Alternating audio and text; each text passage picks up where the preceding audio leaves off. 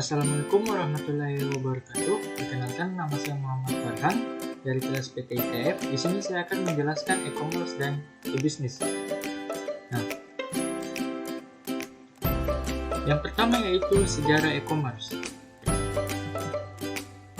Nah, istilah perdagangan elektronik telah berubah sejalan dengan waktu. Awalnya, perdagangan elektronik berarti pemanfaatan transaksi komersial, seperti penggunaan ID untuk mengirim dokumen komersial seperti pesanan, pembelian, atau kuis secara elektronik.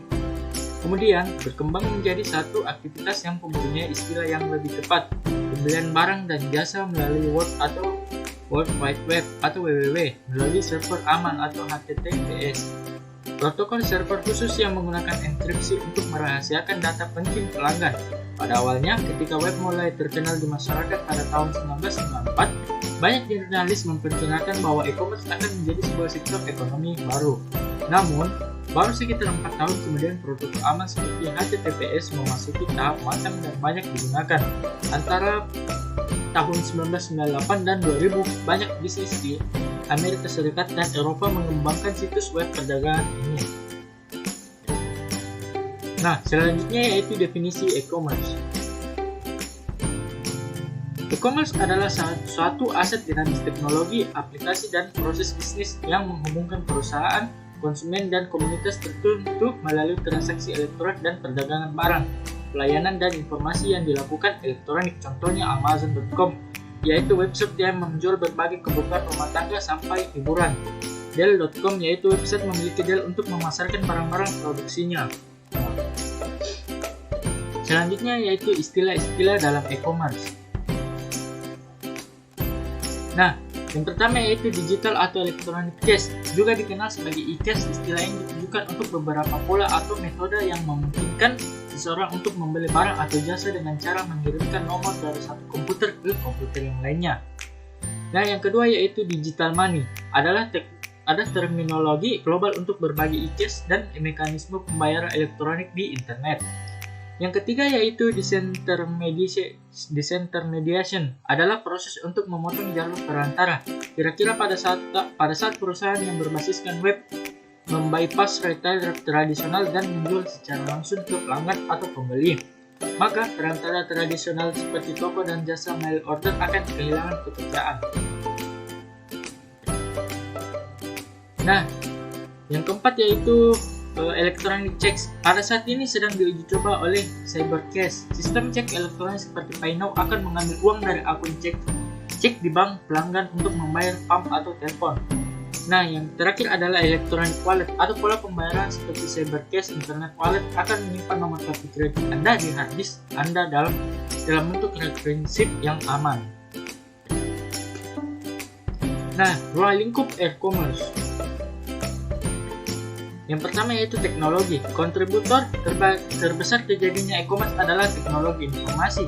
Dalam hal ini, perkembangan pesat teknologi komputer dan telekomunikasi tidak dapat dipungkiri bahwa arena jual beli dunia maya terbentuk karena terhubungnya berjuta-juta komputer ke dalam sebuah jaringan raksasa atau yang biasa dikenal dengan internet.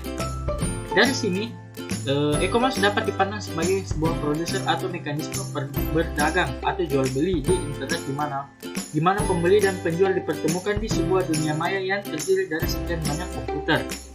Yang kedua yaitu marketing dan new consumer process. Dari segi pemasaran, e-commerce sering dilihat sebagai sebuah kanal atau cara baru untuk berhubung dengan pelanggan. Melalui e-commerce, jangkauan sebuah perusahaan menjadi semakin luas karena yang bersangkutan dapat memasarkan produk dan jasa ke seluruh dunia tanpa memperhatikan batasan-batasan geografis. Dengan cara yang sama pula, sebuah perusahaan dapat langsung berhubungan dengan end consumer. Economic e-commerce merupakan sebuah fungsi terbentuk prinsip ekonomi baru yang lebih dikenal dengan ekonomi digital. Di dalam sebuah konsep ekonomi ini, semua sumber daya yang dapat digitaliskan dapat terbatas jumlahnya dan berpotensi menjadi public goods yang dapat dimiliki oleh siapa saja dengan bebas.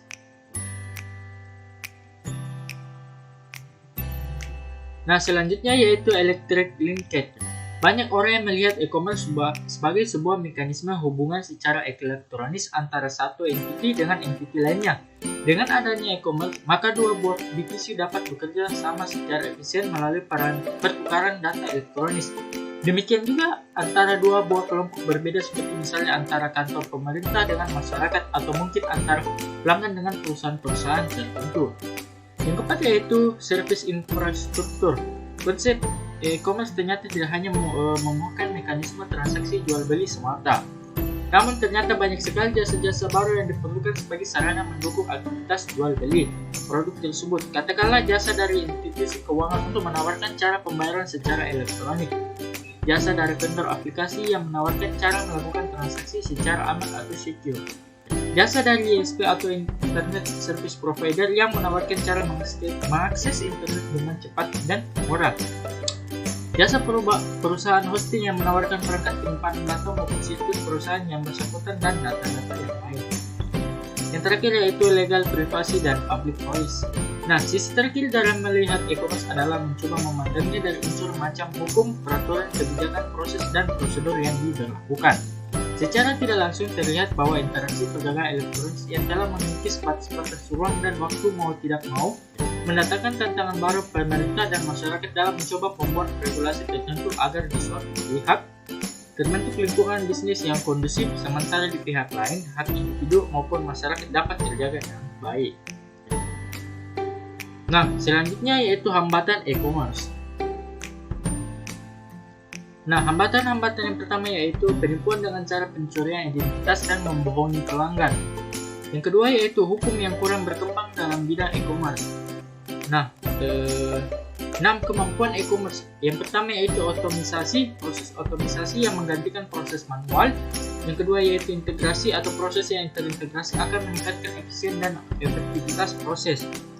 Yang ketiga yaitu publikasi, memberikan jasa promosi dan komunikasi atas produk dan jasa yang dibesarkan secara elektronik. Yang kelima yaitu interaksi atau pertukaran data atau informasi antar berbagai pihak yang akan meminimalkan human error. Yang kelima yaitu transaksi kesepakatan antar dua pihak untuk melakukan transaksi yang melibatkan institusi lainnya atau pihak ketiga sebagai pihak yang menangani pembayaran. Nah, faktor kunci sukses e-commerce. Ada dalam banyak kasus. Yang pertama yaitu dalam banyak kasus sebuah perusahaan e-commerce bisa bertahan tidak hanya mengandalkan kekuatan produk saja, tapi dengan ada tim manajemen yang handal, pengiriman yang tepat waktu, pelayanan yang bagus, struktur organisasi bisnis yang baik, jaringan infrastruktur dan keamanan, desain situs web yang bagus. Nah, ada beberapa faktor yang termasuk di dalamnya. Yang pertama yaitu menyediakan harga kompetitif. Yang kedua menyediakan jasa pembelian yang tanggap, cepat, dan lama. Yang ketiga yaitu menyediakan informasi barang dan jasa yang lengkap dan jelas. Yang kelima menyediakan bonus seperti kupon, penawaran istimewa, dan diskon. Yang kelima yaitu memberikan perhatian khusus seperti usulan pembelian. Yang keenam menyediakan rasa komunitas untuk berdiskusi, masukan dari pelanggan, dan lain-lain. Yang ketujuh yaitu mempermudah kegiatan perdagangan. Nah, selanjutnya yaitu beberapa aplikasi yang berhubungan dengan e-commerce.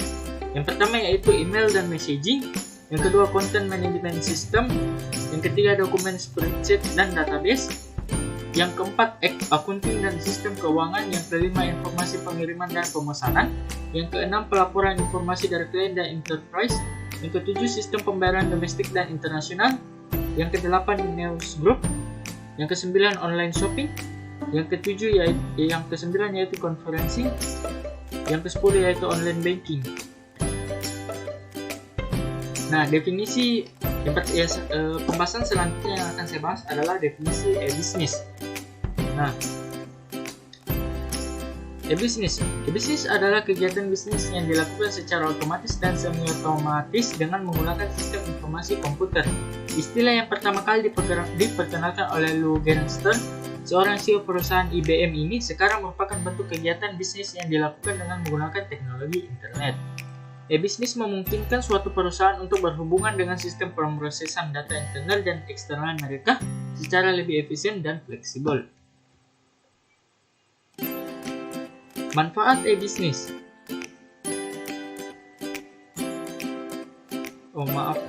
Ini adalah manfaat ke bisnis saya salah ketik. Yang pertama yaitu pasar global internet. Tidak mengenal batas baik budaya maupun wilayah.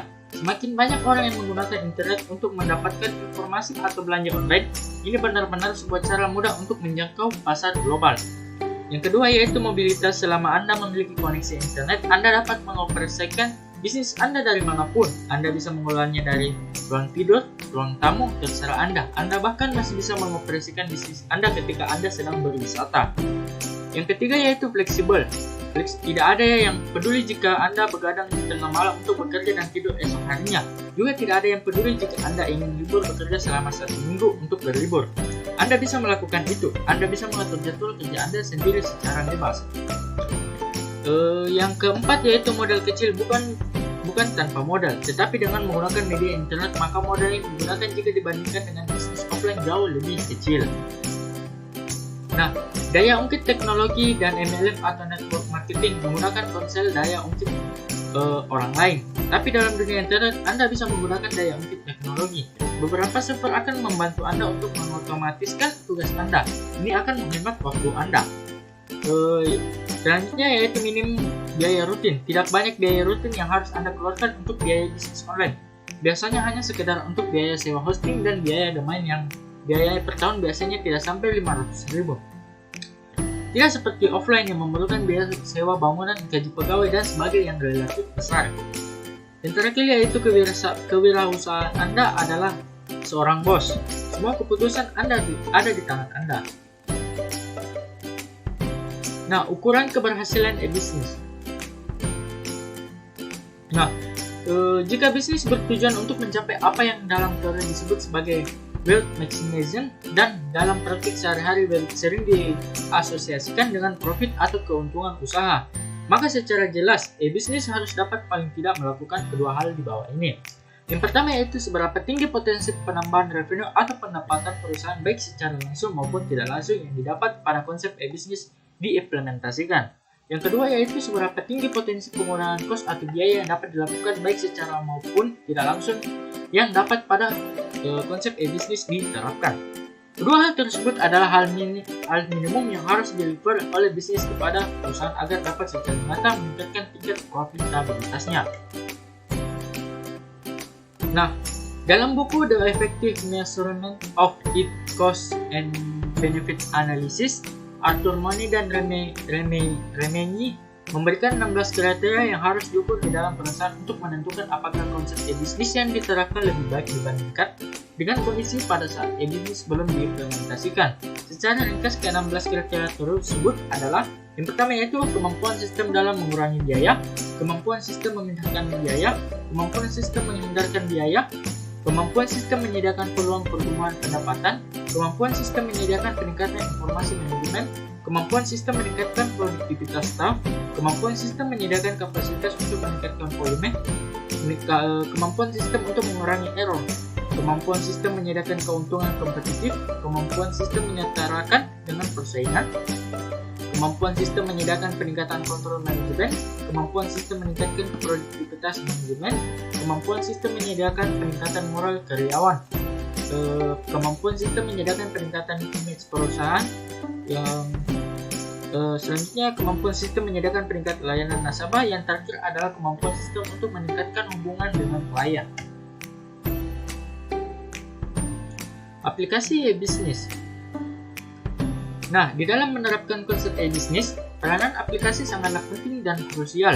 Beragamnya kebutuhan untuk melayani pelanggan memaksa perusahaan untuk membeli dan mengembangkan berbagai aplikasi bisnis maupun teknis. Sehubung dengan hal tersebut, memiliki arsitektur aplikasi bisnis yang handal akan sangat menentukan kinerja perusahaan dalam menghasilkan produk dan jasa yang dapat memuaskan pelanggan. Contohnya adalah aplikasi keuangan, aplikasi pemasaran, aplikasi sumber daya manusia, aplikasi pegadaian, aplikasi manufaktur, dan lain sebagainya. Arsitektur e-bisnis. Nah, menentukan desain e-bisnis dengan aplikasi yang terintegrasi. Perusahaan adalah mengharapkan e-bisnis menuju peningkatan penghasilan, membuat menjadi kompetitif ke arah yang berbeda dan didukung bisnis praktik yang inovatif. Untuk menuju tujuan dari suatu organisasi tentu harus memiliki bentuk yang jelas. Arsitektur e-bisnis adalah gambaran terpusat bentuk baru dalam hal fungsi proses. Paralel dalam mengembangkan arsitektur e-bisnis, membagi pada fungsi proses persilangan yang terintegrasi untuk kebutuhan banyak perusahaan. Ada 5 bentuk e-bisnis untuk menuju market leadership. Yang pertama yaitu the cross-functional business unit, yang kedua the strategic business unit, yang ketiga the integrated enterprise, yang kelima the extended enterprise, yang kelima yaitu the entrepreneurship community. Desain e-bisnis. Nah, yang pertama yaitu cross-functional yang tadi. Di dalam menuju tujuan organisasi pada bentuk produksi yang dapat dipercayai konsisten, kualitas produk dan servis dengan biaya yang memungkinkan. Nah, yang kedua yaitu the strategic business unit, perusahaan yang mengalami perpindahan ke bentuk dua konsentrasi pada pelayanan pelanggan dengan proses end-to-end sebagai contohnya yaitu kemahiran membuat order dan pemenuhan. Yang ketiga, the integrated enterprise, perusahaan pada bentuk ketiga fokus pada regulasi, biaya, dan efisiensi internal. Yang keempat, the extended enterprise adalah peningkatan perusahaan dengan melakukan sebuah multi-enterprise supply chain dengan berbagai infrastruktur informasi, menentukan integrasi rantai supply, lebih efektif outsourcing dan solusi self-service untuk kebutuhan internal maupun eksternal pemakai. Yang kelima, the enterprise community yang berfokus pada pemimpin penjualan. Perusahaan melakukan dengan konsolidasi pada kebenaran adanya komunitas interperusahaan di mana mereka bersama-sama mengharapkan tujuan dan hasil secara jarak lintas dan kebutuhan perusahaan dengan menggunakan teknologi yang saja disebut dengan internet. Nah, selanjutnya yaitu kuadran dalam e-bisnis. E-bisnis bukan lagi merupakan jual beli melalui jaringan internet, namun merupakan proses bisnis perusahaan yang dilakukan melalui jaringan internet. Internet bukan hanya lagi merupakan display toko atau katalog online, namun juga digunakan sebagai pemproses transaksi blok, procurement, serta customer relationship. Dalam e-bisnis bukan hanya pembelian dan penjualan barang dan jasa saja, tetapi juga melayani pelanggan, berkolaborasi dengan bisnis, mengadakan e-learning, dan melakukan transaksi elektronik di dalam suatu organisasi. Ada 9 kuadran yang merupakan segmentasi pasar dari e-bisnis. Yang pertama yaitu C2C, C2B, C2D, G, B2B, B2C, B2G, G2G, G2B, dan G2C. Nah, faktor penyebab kegagalannya e-bisnis. Yang pertama yaitu tidak ada komitmen yang utuh dari manajemen. Yang kedua, penerapan bisnis tidak diikuti proses change management. Yang ketiga, tidak profesionalnya vendor teknologi informasi yang menjadi mitra bisnis. Yang keempat, buruknya infrastruktur komunikasi. Yang kelima, tidak selarasnya strategi TI dengan strategi perusahaan. Yang keenam, adanya masalah keamanan dalam berinteraksi. Yang ketujuh, kurangnya dukungan finansial. Yang kedelapan, belum adanya peraturan yang mendukung dan melindungi pihak yang bertransaksi. Yang kesembilan yaitu menggunakan target jangka pendek sebagai pijakan investasi bisnis. Nah, dampak positif dan negatif. Yang pertama yaitu revenue stream atau aliran pendapatan baru yang mungkin lebih menjanjikan tidak bisa ditemui di sistem transaksi tradisional. Yang kedua, dapat meningkatkan market exposure atau pangsa pasar. Yang ketiga, menurunkan biaya operasional atau pricing cost. Yang keempat, melebarkan jangkauan atau global reach. Yang kelima, meningkatkan customer loyalty. Yang keenam, meningkatkan supplier management. Yang ketujuh, memperpendek waktu produksi. Yang kedelapan, meningkatkan value chain atau mata rantai pendapatan. Nah, yang kedua yaitu kehilangan segi finansial secara langsung karena kecurangan, yaitu seorang penipu mentransfer uang dari rekening satu ke rekening lainnya, atau dia telah mengganti semua data finansial yang ada. Yang kedua yaitu pencurian informasi rahasia yang berharga. Gangguan yang timbul bisa menyingkap semua informasi rahasia tersebut kepada pihak yang tidak berhak dan dapat mengakibatkan kerugian yang besar bagi korban. Yang ketiga yaitu kehilangan kesempatan bisnis karena gangguan pelayanan.